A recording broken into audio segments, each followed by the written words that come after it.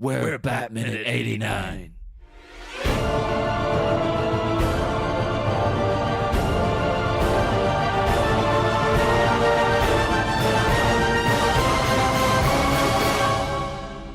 Hello, and welcome back once again to Batminute 89, the podcast where we analyze Tim Burton's shadowy, silhouetted Batman film from 1989, 1 minute at a time. I am one of the hosts, Niall McGowan. And by his side, as ever, is his trusty John Parker. And for the final appearance this week, he's finally been set free this Friday. We have YouTube mythology vlogger, Federal Bureau of Investigation Special Agent Dael Kingsmill. Did you guys know that spiders can swim? I did not. That's a great visual, though, now. I found out just last night when I heard all the shrieking down the basement. I was like, that's probably what that is. Sorry about that. I was trying to keep it down, but... That's okay. It's, you're a bit quieter than some of the other guests who have been on, so... Anyway, we're talking about minute 36. Minute 36 begins with Carl Grissom receiving a visitor. And it ends 1 minute later. A gentleman caller. Yeah. Ooh, la la. And it ends 1 minute later with that very same gentleman caller talking about how death is to be thought of like therapy. So, let's dig in. Let's get into this. Well, let me just say, it is jumping to the end of the minute, but the previously mentioned gentleman caller also starts talking about how he feels liberated. I thought this was a very modern scene. It's very, it's open. It's with the times. But back to the beginning, though. We see the elevator slides open, and we see a silhouetted figure with a hat, and we realize that this is now the introduction to the infamous villain, the mastermind from Police Academy 6. Oh, of course. Has appeared. I think it's really interesting that that they introduce him in this scene, like, because we know that it's Jack Napier. I think it's really interesting that you've got this super noir thing going on. Like you said, it's like the police figure. It's like he's some hero detective character. That's a super strange to me angle to take when you're basically about to introduce the Joker for the first time. Yeah, he kind of comes across like the PI who's been on the hunt. Which then makes Grissom the bad guy, which I guess he is, but also, not in the grand scheme of the film. Yeah, I will go back on what I said previously. I know that Jack's a villain. I know he's a bad guy. And, neither of them are good, are they? You hate both of them. They're just screwing each other over. They have nothing redeeming about them. So true. Except the snazzy clothes. And except for the fact that Carl Grissom is a very lovely, cuddly kind of man when he's not killing people. Well, he's got a very interesting way of speaking to people, because Grissom shouts out, "Is that you, Sugar Bumps?" Which oh my word, is that no one should ever use that pet name ever. And I thought that was at the same time quite demeaning and hilarious, which is a horrible combination to say. It's awful, but I laughed. It's not even like sugar cubes or sugar lumps, like a phrase that might exist. No, it's sugar bumps. Yeah, we know what he's talking about. It's very much talking about a figure, shall we say. Yeah. It's like words like that too, like, as we know now, they didn't know in 1989, but like we know it now from like the Black Eyed Peas, My Humps, that the word hump and the word lump, they're not sexy. Like, you can't put them in a song and then have Fergie gyrating to them and then be like, this is sexy, right? Any combination of UMP is just not, don't even try. Heffalumps and woozles. You can't use the umps. I'm finding that pretty sexy. You know what I mean? I'm going to try this line with my girlfriend. I think I'll get a slap, but I'll give it a shot. Sugar Bumps. But this leads to my next question then, is because the mysterious figure throws this back to them and it's like, oh, it's me, Sugar Bumps. And I'm not...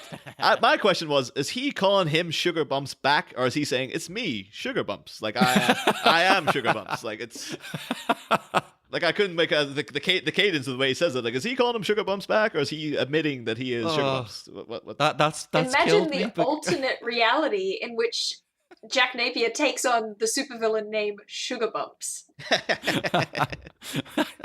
Oh, Scourge of this Gotham. needs someone has to make this. Again, Tumblr, do us proud. Make a fanfic, make a comic, someone. But what would the Sugar Bumps' power be? It'd be like the power to sweeten tea or something. I just thought you just use the word sweet in various contexts. He makes a sweet deal and things, he's a Oh. sweet shot. Because obviously I assumed he was referring to Alicia. Yeah. But you very well could be right. It's me, Sugar Bumps. But this also brings into the fact then it's like what's got me thinking. This is presuming it's Alicia he thinks he's talking to at the beginning, and then it's like he went out of his way to get Jack Napier killed for cheating on him or for cheating with Alicia. It takes two to tango, Grissom. Why is she getting off clean? Like, why aren't you? Why aren't you dumping her? Like, what? But he doesn't want to get rid of her though, because she's his trophy woman. Like, he can get rid of Jack. That doesn't matter. I wonder, did he have any kind of words with her, though? Because things like, if you just leave that, like, I just killed the guy, and then not said anything, she could just go out and get another guy. Like, it's not... Ooh, proposal! What if... Okay, here's a theory. Ooh, getting into theory town. Alright. So, he's waiting for Alicia. She's gonna, and blah, blah, blah. We assume that they're meeting for sex, because he's in his silky, silky robe. His sexy robe. Pre-sex shower as well. So Yeah, exactly. Exactly. Getting clean. So that he can get down and dirty. Yeah, good practice, though. Good practice. Everybody should stay clean. But I have a note written down that it's super creepy that he's waiting for this liaison in just like an ominously darkened room. Like, there are no lights on. What is that about? The only source of light is from the elevator. What if he was going to kill her? Oh, actually, it makes sense because we do see towards the end of the minute he does have a gun on the table. You might be honest, maybe he was planning to kill her. The guy could have been... I'm a genius. Yeah, maybe it's the same as, setting up Jack. He wanted Jack to know that he'd screwed him over. Maybe he wanted Alicia to come for this liaison, and then he was going to reveal that he knows and kill her. Yeah. Super personal murder. Although I initially just thought he's got the room dark because nobody wants to see that man in the nude. Oh, so, man. he's doing her a favor, really. That reminds me of little things. We've got a few little tidbits on Jack Palance that I thought would be... Because apparently his likeness, his super sexy likeness, was... apparently he's the inspiration that Jack Kirby took for the DC supervillain Darkseid. It's based on... Jack Palance, and it said like apparently he even had like his he remembered him speaking in some film, and he had when Jack Kirby would write dialogue for Darkseid, he always had Jack Palance like saying it in his head and stuff like that. So another thing I found out as well that I thought was like it's got a few trends, this Jack Palance guy, because way back like in I think it might have been Credits Week, or maybe it was the first time he showed up, we mentioned that Jack Palance, he got famous from Broadway because he was Marlon Brando's understudy in a Streetcar Named Desire. Oh. And they were rehearsing one day, and then Jack Palance like punched Brando square in the face by accident. And, yeah. And Brando had to take the night. We had to take the night off. And note to self: if you're ever an understudy, just punch the lead in the face. Yeah, clearly worked. Yeah. And apparently, then he went on. The Palance then had to step up, do the part, got rave reviews, and that was kind of the beginning of his career. And beyond that, though, apparently elsewhere in his career, apparently Palance once was filming a fight scene with Burt Lancaster. Palance actually punched Lancaster, who was unsuspecting, in the face. And then tough guy... Why does he keep punching people? Tough guy Lancaster responded by socking Palance in the gut, causing him to vomit. But it doesn't stop there. Oh my gosh. It's apparently in Panic in the Streets. In the scene where Palance hits Richard Widmark on the head with a gun, the actors rehearsed it with a rubber gun, but then when camera rolled, Palance substituted it for a real gun. Smashed him in the head. And then he said, Widmark said about the incident, why did he switch? Who knows? And then in a 1986 interview, he also recalled how Palance got into the mood of his character by beating on flunky Zero Mostel off screen. So Zero Mostel from the producers was just getting knocked about by Jack Palance. So basically, he is Grissom. He thinks violence pays. Yeah, and then even then, like Whitmark then said, like, he's the toughest guy I ever met. He's the only actor I've ever been physically afraid of. So, well, because he will hurt you. Yeah, and then apparently then, not quite to that level, but when they were filming this, apparently Tim Burton shouted at one Got point. punched in the face. No, but apparently he shouted action, and apparently a few minutes later, Palance didn't show up in the shot, and then Burton cut the take, but he only found out then that Jack had a hearing problem. He went up and asked him about it, and then Palance just shouted at him, "I've made more than 100 films. How many have you made?" Apparently, Burton was just saying like it's a complete experience he tries to just wipe from his memory now because it was so traumatizing. But he insists at the end, like, "Oh no, Jack Palance was a very nice man." I was like, "He seems like a psycho. What are you talking about?" What kind of an actor as well is like, I'm just gonna not bring up the fact that I won't hear you call action. We'll work it out later. Yeah. Preferably with fists. Although now I'm just picturing him being like Gordon Cole in Twin Peaks. You can't hear anything and he's shouting. He's like, "What?" Yep, so that's a few little bits and bobs about Jack Palance there, so we know who we're dealing with. So when he was described as when that guy said he was the only actor he was physically scared of, right? You shouldn't be physically scared of your co-stars. Really, that's not a good thing. That's not a compliment. Yeah, well, he got the job done though. We can't debate the fact that Jack Palance left his mark on, cinema and on several people, quite literally. I want to read a book all about his life. That sounds fascinating. Yeah, I'm sure there probably is plenty of like documentaries and stuff on him as well. So I want to go back in time and give him like a skull ring, like the Phantom, so that we just know whoever has been punched in the face by Jack Palance because they have like a skull-shaped scar. That's what they're doing with the Ben Affleck version of Batman, this whole Bat brand thing. It's the same idea, really, isn't it? Like he's just, who's been taken out by the Batman because they got a flipping bat symbol carved in their head. I do quite like that idea. That's one good thing from those movies I enjoy. See, I liked it, and then I didn't get at the end of Batman versus Superman when he's going to do it to Lex Luthor, and then he doesn't. And it's like, why? What? And people are like, oh, it's because he's matured as a character. He's less ferocious. It's like, if anyone deserves to have the flipping thing branded on them, it's Lex Luthor. Come on. In this minute, I mean, Grissom here, he knows his plan has been foiled. He's been rumbled because he shuffles real nervously on the spot there, and he says, "Thank God you're alive. I heard you'd been..." And then Jack comes in with fried. Fried. Yeah. Which I thought was an interesting choice of words because, again, to me, that seems to suggest that the chemicals were like acid. Because fried seems to me, does he know he's fallen in the chemicals? Yeah. That's like I had it down as an odd phrase as well because I was thinking he's more saying like it's a general term for like been dead, fried like the electric chair or whatever. But I thought he would be more specifically like, oh, you thought I melted or like I, Yeah, I mean, I feel like fried. a lot of what he says here is kind of like almost puns. Like they feel like they should be punchlines, but there's no setup to them. But because he's not revealed himself as the Joker yet, so he's like, nah, gotta hold back in the yuck yucks just yet, But, that is a great shot of him, though. Even though, again, he's not been quite revealed. The way he's in the shadows, and you can see there's something up with his face. Yeah, it's very good. Can't quite see it. It's even if you pause it, it's like it's slightly visible, but you don't know what's happened. It was much better back in the days of like when you was watching this on like TV or VHS because it was so the picture quality wasn't that great, so it looked a lot more like, oh no, it's just like it's really silhouetted. But now in like the age of Blu-ray, it's just like, oh, you can see the face, like you can see it pop. Like it's the makeup's so bright and loud. It's just like it's popping right out of the darkness, really. But other things, though, like as just noticed around, like just take a moment to appreciate Grissom's office because I just thought. Anton first apparently worked quite a bit on this office, but the thing is, I've been trying you can get loads of shots of his window with those two kind of like giant like Titan-esque kind of heads outside, but there's nothing of he's got the mural painted on the wall and there's no photos of it. There's no I thought somebody for posterity, if nothing else, would be like, oh, we better take a picture of that wall, but no, nothing. But, no, I couldn't find any. I was quite devastated about that. I wanted to post them on the society.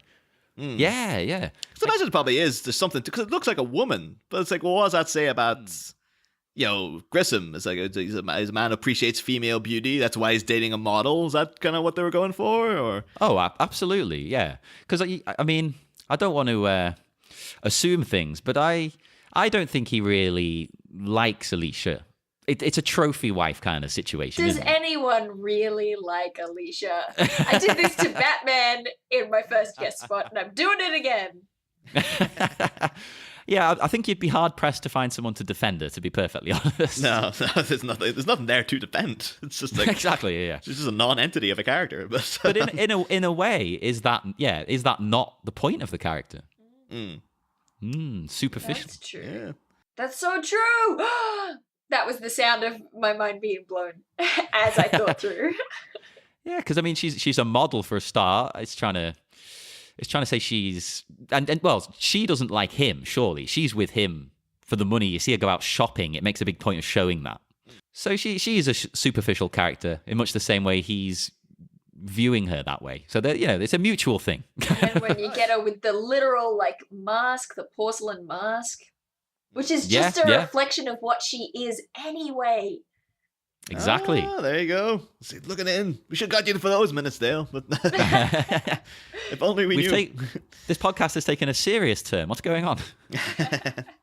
But the thing of the mural on the wall as well, I think maybe it was a thing in the 80s of people just painting things on walls, because it really reminded me of Three Men and a Baby.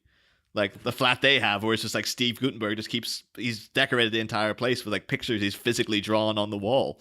And I was like, that's a bit, I remember even watching that, I was like, I don't think you could get away with that. The two guys living with you are probably going to be irritated by it. Plus, it just means you'd have to own that flat to do that. They're not going to let you just paint or draw physical pictures on the friggin' wall, But maybe he does. I can't remember the movie entirely, I'll be perfectly honest. It's been quite a while since I've watched that. It's not at the top of my list, but maybe he does own the flat. Sorry, Americans, apartment. Yeah. If he doesn't, though, it'll be a very illogical choice. And ironically, that film's directed by Leonard Nimoy. So what? What? I have no idea what this movie is. Have you never seen Three Men and a Baby? No, I have no idea what 3 Men and a Baby is. Oh, it's like an 80s comedy. It's like Tom Selleck, Steve Gutenberg, and Ted Danson. They just on that combination alone, I'm sold. Yeah, but it's they're young and rich kind of go-getter guys who are bachelors, and they're constantly having parties and stuff. And then they get saddled with a baby. Nancy Travis leaves a baby at their front door, essentially. Yeah, it's all about them. They have to learn and grow up and become sort of more responsible to look after the baby and stuff. And it's actually a pretty good film. It was infamous at the time because people were convinced there was a ghost in it. A ghost? Yeah, I remember when I was a kid, I was actually frightened when people told me, because it's we know now what it was, but in the background, in one of the scenes, you can see it looks like it's just a little boy, and you can only see a bit of him, and then it was properly I remember when I was watching my mum and stuff, it's that's a ghost, and I was like, oh my god. And then with the age of the internet now, we know no, there was a deleted subplot where they had a little stand-in, a cardboard cutout of a boy for a film that Ted Danson's character was in. And that's just that's the only evidence, is that you see the cutout of the kid. That's so scary. Yeah. Well, there you go. That's our recommendation for this episode, clearly. But anyway, 3 Men and a Baby minute. Although I guess you'd have to do that 3 minutes at a time. 3 minutes and a baby. But that is perfect. Someone please make that show. Please. I won't listen to it, but I just want it to exist. I'll listen to that episode. When they get to the bit with the ghost, I'll be like, oh yeah, I'll listen to that one. But the rest of the film, whatever. Well, in this movie, I like the way Jack very angrily says, you set me up over a woman. A woman! Just, a woman! Somehow that's even worse. What would it be better to have been set up over, Jack? Yeah. Is it better if it's a business deal? Is it I can understand that. That's fine. I won't murder you. Yeah, but would they have changed it if it was something else to be you set me up over embezzlement? Embezzlement! It's no matter what it is, he's always going to be it was only that, You set me up because I killed your whole family. Your whole family! You must be insane. Well, I like the way as well Grissom decides his best course of action when confronted with this angry Jack here shouting at him is to finish his drink. Yeah. He carries on drinking it. Do you think that's because he knows Jack's going to kill him? Oh, and he's for trying to sure. give himself a little courage to try and tackle him? Yeah, Or for is sure. it so that he can then have an excuse to reach for the gun? Yeah. Yeah, I well, think yeah, that was my other question, because then he downs it, and then he goes to get another drink. Yeah. That's But that's right by the gun. It's Yeah. probably just both of those things. You know, nothing has a definite answer. I thought it was a bit of a far-fetched plan of his, though. Because why did he think Jack would allow him to go and pour another drink? Like in this Yeah. situation, in this like little standoff. When Jack clearly has a gun on him the whole time, so it's like, yeah. The thing I like about it, though, is that before he downs the drink, though, he kind of like motions with his hand, like his eyes to the Jack to go like, I'm gonna drink this, okay? Because he's just as if he's like, he knows in this situation, you're gonna at least let me finish this drink because I know you're gonna kill me. I'm gonna need it. That kind of thing, you know. But Yeah, but then, oh, and don't worry, you can go and have another one. Like, who would do that? I mean, there's not many people I've held at gunpoint like this, but you know, I don't let them get a drink when I do. Well, only when we were like showing Dael our accommodations in that first night. I think that was your first time pointing a gun at someone, but. And you know, I'll let you finish the drink you've got, but that's it. Like that's where the pleasantries end. Yeah. I like that Jack anticipates this as well, because when he goes in for this gun, which that makes so much sense now that you brought that up, Dale. Like, oh, that was probably he was going to whip that out and kill Alicia. It's like, oh, that's totally what must have been. But Yeah. Jack obviously anticipates what's coming. He's like, does his like, don't bother. And then Grissom has this. I thought it was like, for a film that had swearing in it before, they've substituted one word for another one here when it has like, your life won't be worth spit. And it seems like, well, that should obviously be the other word that we can't say in this podcast. But they have like a thing of like, you can only get like 3 of those in the film. And like William Hoodkins called all of them. So you're... if you had to rank the value of various bodily substances, Price is Right style, spit is worth more, really.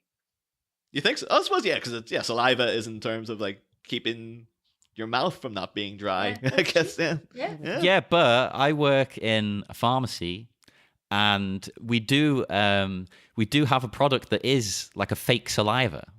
Ooh. So you could just replace it with this product. Which is not, yeah. Wow. I'm on board. And you know what else? I suppose, okay, this is, again, we're getting into zones that this podcast never was made for. But they say that fecal transplants fix like 1 billion problems. So maybe I'm wrong. So last minute, it was all bladder talk. This minute's fecal transplants. Now we're on to the intestines. If you want someone to class up your podcast, Dael Kingsmill is the woman for you. I'm your gal. Well, Niall, I know you said, of course, he says the line, your life won't be worth spit. And it's a very odd expression. So I did look it up. I thought I'll try and research this phrase. And there wasn't a lot of information out there, I'll be honest. Because maybe I'm just stupid, but it was new to me, someone saying this. Now, there is a little bit of history. There are 2 variations of this phrase that I found. Because you can say that instead of that, you can say not worth a bucket of warm spit. That is the original phrase, I think, where it comes from, which I'm assuming is referring to like a spittoon being worthless, like it's just a bucket of nothing, you know, throw that out. And then there's also spit in the wind, which I'm assuming is saying is pointless because it'll just smack you back in the face. So that's where it comes from, apparently, but there's not really much history of use. Oh, I just remembered this whole conversation, I've just been thinking, I've heard it somewhere. I know it's in something. Is it lyrics? What is it? It's from Les Mis. Les Miserables. Master of the house isn't worth my spit. Aha! Yes, there you go. Niall, break into a rendition of this. Come on. 1, 2, 3, 4. I only know the song mostly from the Seinfeld episode where like George has it stuck in his head and then he gets it stuck in Elaine's dad's head, and it's just like it's Lawrence Tierney from Reservoir Dogs, big hulking brute of a man. At the end of the episode, just sitting in his car going, "Master of the house, keeper of the inn." It's just really but with regards to this minute, Jack here has got one of my favourite lines of his in the movie, I think, because he says, I've been dead once already. It's very liberating. You should think of it as a therapy. I thought, oh, that was pretty cool. Nice. Yeah, but it's a good summary of his character as well, because it's just like, this guy, he's got nothing to lose now. This is like, he's already been dead. So it's just like, when we come back from that, it's like, I don't care about anything anymore. And just ties it all up nicely into that idea of his insanity as well. It's kind of strange, though, because like we're saying, oh, now it's like, oh, he'll go and do anything. And then we see in the next couple of minutes, he's like, he'll take out his boss. He'll, try to poison the whole city and stuff like that. One of the things we were introduced to with Jack Napier, though, was, oh, you don't care about anything, do you, Jack? And he just kind of grinned at Alicia. It's like, oh, so he already didn't care. But like, I guess he cared about something, because he... Now he cares even less. Yeah. Now, at least then he had this sort of like, well, you can't just go and kill your boss. So you have, there's rules in place, and I have to keep everything very clandestine and under the desk. But now it's like, nope, going crazy. Just gonna go absolutely bat. Because I got the impression from him earlier in the movie that he probably at some point was going to try and bump his boss off anyway. Like he seemed like he wants to be the head honcho. He doesn't care about anybody. Yeah. So he probably in 3 weeks' time would have tried to kill him anyway. It could have been, though, because remember he mentioned this to Eckhart, where he's like, talking about you should think about the future. And Eckhart's like, oh, when you run the show, you ain't got no future, Jack. It could be that maybe he has been plotting this for a while, and it's like he's not got the gumption to do it. He's just like, he's always much like Darth Vader. He's just like, I'm going to overthrow the Emperor. Never did, like until the very end, I guess. But like, let me tell you, I've never liked Vader saying that and it being taken seriously. I always I've stuck to him. He's lying. I don't think he wants to overthrow the Emperor until the end. I always took it, though, because he does say in Revenge of the Sith, then, it's like, I brought peace and freedom to my new empire. And it's like, your new empire. No. Don't bring Revenge of the Sith up, though. Prequels, they're written so far after. He's just changed things, let's be honest. Death of the author. Dale, why did you weigh in this? Was Darth Vader planning to take over from the Emperor? I don't think Darth Vader was planning to. Yes. I think he only did it in the moment. I think it was very much a Return of the Jedi thing. Thank God you're on my side. That's exactly what I've always thought. Like when he says it to Luke, join me, he's just saying that. Yeah, plus he takes his damn time as well. Like Luke's there being electrocuted for a really long while. If he's not deliberating whether or not to do this, then what the hell is he doing? Like if this has been his plan the whole time, he should have taken the opportunity the minute that Palpatine was electrocuting Luke to just bump him off then. Like, as soon as you have that window. Well, that kind of speaks to the idea, though. It's like, it's what I'm saying, like, to bring it back, like, the Jack Napier, it's like, the idea is there. Like, the intention is like, oh, I'm going to bump this guy off. I'm going to be the big shot. Just classic cowardice keeping them, yeah. Yeah, and it's like, that's what I'm saying with Vader, is like, he has aspirations. Like, no, someday I'm going to be running this place. But he's like, I don't know. I don't know if Vader wants to be running that place. What would Vader do if he was in charge? There's so much bureaucracy there. Yeah, I can't imagine him going to all these sort of meetings as well. Yeah, he'd just be choking everyone. Yeah, I was like, we see him in a meeting, and he is just choking a guy. Yeah, that would not go well. I always wonder if that guy now, though, with Rogue One having come out, if like, what do you call him? Model? Is it the guy who chokes, or? You know what? I have a comic sat next to me right now with him in it, and I can't remember off the top of my head. But like, I just wonder, like, you think that anyone ever got to like word spread of what happened at the end of Rogue One? Because he's just all like, oh, you and your ancient religion, meh. Because you think if someone told him, Darth Vader like wiped the floor with all these people. He killed like 15 people in about 2 seconds. He threw a guy up on a roof and stuff. It was crazy. He was taking guns out of their heads. But I think like he obviously didn't hear that bit, because otherwise I don't think he would have been like, you and your sorcerer's ways, Lord Vader. Well, according to the comics, in canon, no. Because I think it's him, I'm sure it is, who's put in charge of sort of overseeing Vader for a little while. Oh boy. Yeah, the comics they're okay, but some of the stuff is a little questionable.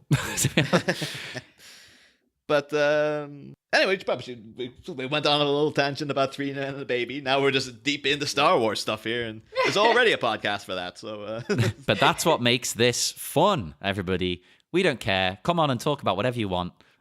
As long as we touch on Batman at some point, it's all good. As long as the minute is referenced. But I think there was a mix-up in the minute scheduling, because I thought Dale was going to get the actual reveal of the Joker, and then it's like, oh, sorry. I was promised a reveal. Oh, we could have rejigged the week. And fingers crossed that the next week's guest is supposed to be a big one. So I was like, well, hopefully it's worthwhile getting her in for that as well. So, but yeah, in terms of the actual action of the minute, that's all the notes I have for this one. So yeah, same. I mean, it's nice. It's a cool shot the way this minute ends with just Jack still in the shadows, and you can see he's got his gun drawn, pointed out, but you can't quite see the gun, but you know what it is. Like, you know. Yeah. I just had a sudden thought. This isn't a note that I took. I just thought of this just then. This is spontaneity at its best. The fact that we've got Jack with his face essentially missing throughout this minute because it hasn't been revealed yet. But there's like 4 different faces all around the room, because you've got the woman in the mural, you've got the 2 statues outside the windows, and then there's that little kind of bust statue behind the desk as well. There's just so many faces, but none of them are Jack's. It's kind of like paving the way for the reveal of a brand new face to the film as well, I guess. Yeah. It's like, Oh, good observation. Yeah, but I was going to say as well, actually, because a few little tidbits, like, so we mentioned about the parallel between the Joker ascending the stairs and then cutting to Bruce Wayne and Bruce Wayne ascending stairs, because you can't make a parallel between Vicky and the Joker. Oh, maybe you can. You can try. Yeah, but I did note that one of the shots we see of Grissom, we get an over the shoulder, like the Joker's on the right hand side, and we get the cameras over his shoulder looking at Grissom, and it seems to be very reminiscent of back when Batman was confronting Nick and Eddie. They had the same kind of shot. He was in the right hand corner. You saw them looking at their attacker, and it was just all we saw was his shoulder and the side of his head. I was like, I can imagine that probably was like, yeah, these the yin and yang character. So that scene was introducing Batman. This scene is introducing the Joker. It's a similar kind of shot. Yeah. It's interesting. There are a lot of little parallels like that in this so far. Yeah, and then I was trying to figure a reason for having those giant heads outside the window, but it's just like, I guess they're going head to head, these guys now? Is that what they were going for? Or? Maybe. So you clearly put too much thought into it compared to me, because I just thought, it's Tim Burton. He just thinks they look cool. Yeah. They look badass. Put them there. It was something for a Too Easily Distracted video, which you can watch on Dael Kingsmill's YouTube channel. Hey. Nice segue. Yeah. But I was wondering, though, because you'd be the person to ask about this. Because, oh boy, like, we have, like, your expertise, if you will, is in mythology. That's what the majority of your content is true. You, that is my trade. Yeah, that's what you, in a very, recounting stories in a very affable and funny manner and stuff. Oh, thank you. And I was wondering, could you draw? There's always the idea now that modern superheroes are the equivalent of, like, the Greek myths and, like, the legends, and the Hercules is like the Superman of his day, that kind of thing. Yeah. But would you draw any parallels between Batman and the Joker to any mythological figures who'd be like, oh, that's kind of where that stems from, like a haunted character who adopts a mask to exact revenge or things like that. So I don't know.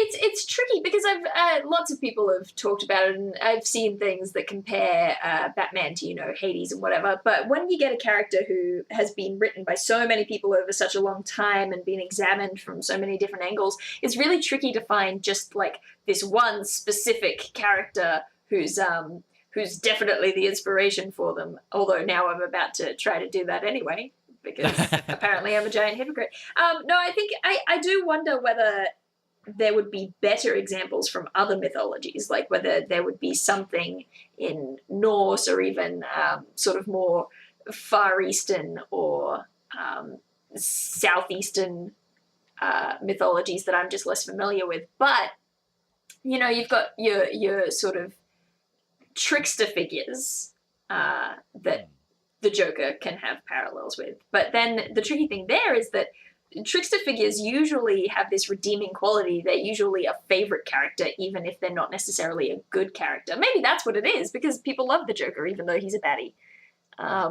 So you've got your, like, Loki is ultimately a bad guy. He's not a bad guy throughout the Norse myths, but by the time you get to the end of it and he's caused the death of Balder, I hope people have some, like, frame of reference for what I'm talking about.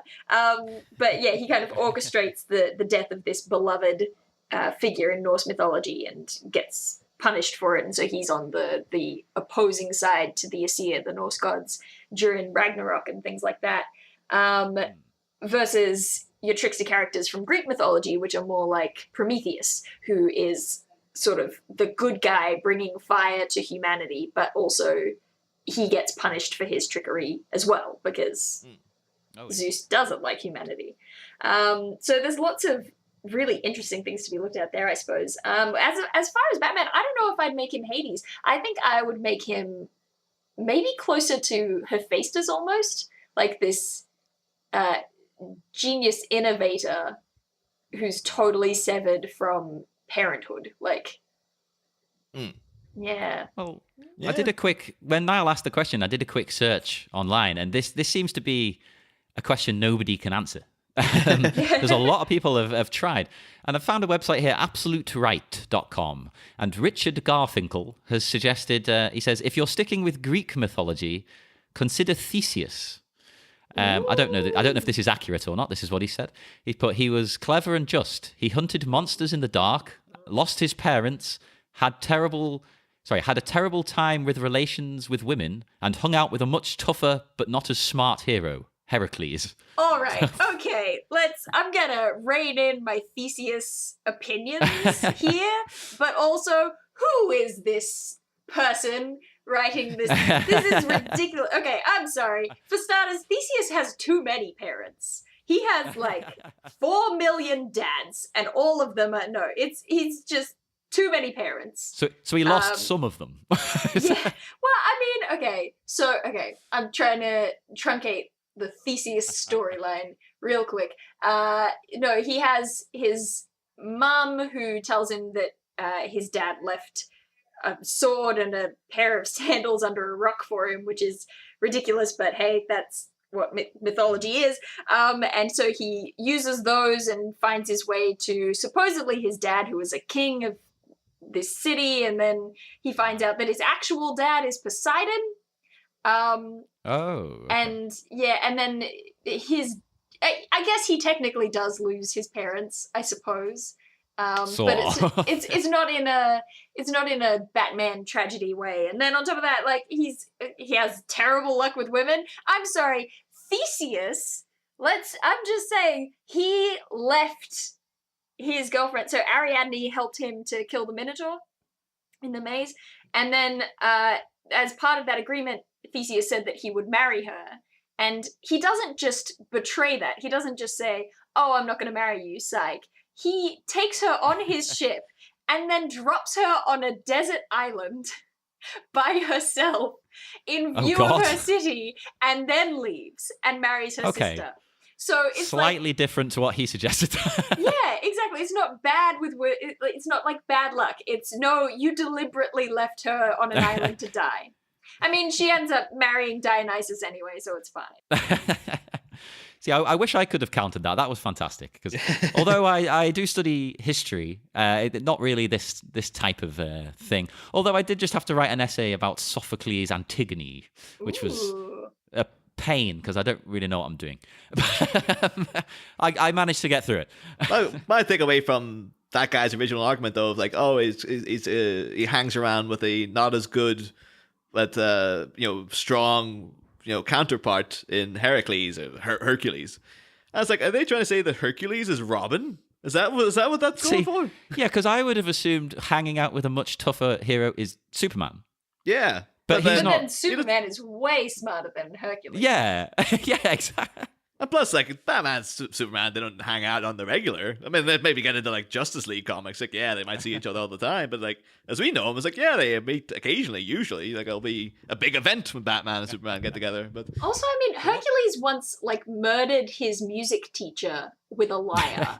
So I just feel like his whole thing is a bad temper. And if Superman had a bad temper, then everyone would be dead. Although, have we not all wanted to murder our music teachers throughout the years? You know, and to be fair, the Zack Snyder films, they seem to really deal with the whole idea of like, well, what if Superman wanted to throw a Hercules and kill everybody? Like, so well, you know, what this has taught us is don't trust the internet unless it is a podcast called Batman 89. Yeah. Or a YouTube channel called Monarchs Factory. Yes. If you want proper like the end, you know, final word on mythology, you go to Dael Kingsmill. You don't go to Richard. What's his? You know, just like. Or clearly, you come to Batman 89 because that's also here, where you least expect it. But look, that was, you know, thanks very much for that, Dale, because I think that's, well, you know, people, listeners who know a lot more about mythology too, will be like, oh, thank God, you know, we can get into this now as well. Like, there's a whole other debate you've opened up for us. But there's one thing I wanted to bring up as well, and because I just realized I just swore, and then when we usually, I had a thought when I was making notes for this minute, because when we swear, we usually put in like the, you know, "Bam" from the 1960 show to cover it. But I'm thinking now we should totally get a clip of Jack Palance going spit, and then put that in for every swear word. Yes. Brilliant.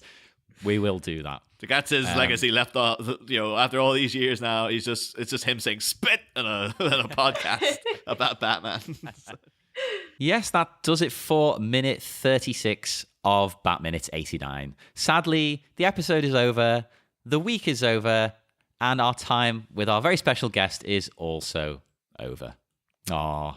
My time in the flooded basement. But, well, feel free to come back sometime. You know, the next movie's coming. Oh, if you got any feelings on the Penguin, we're gonna be dealing with him for quite a bit. So that'll be some point next year.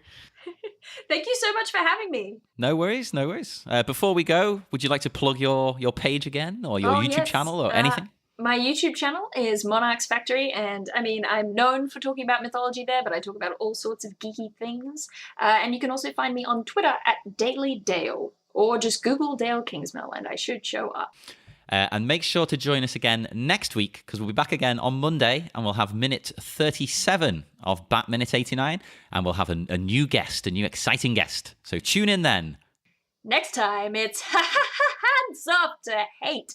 As our shifty senior citizen tries to schmooze his way to certain safety, will he waltz with death and be left with 10 seconds to hell as a former gangster turns gagster? Find out next week. Same Bat Pod, different Bat Minute.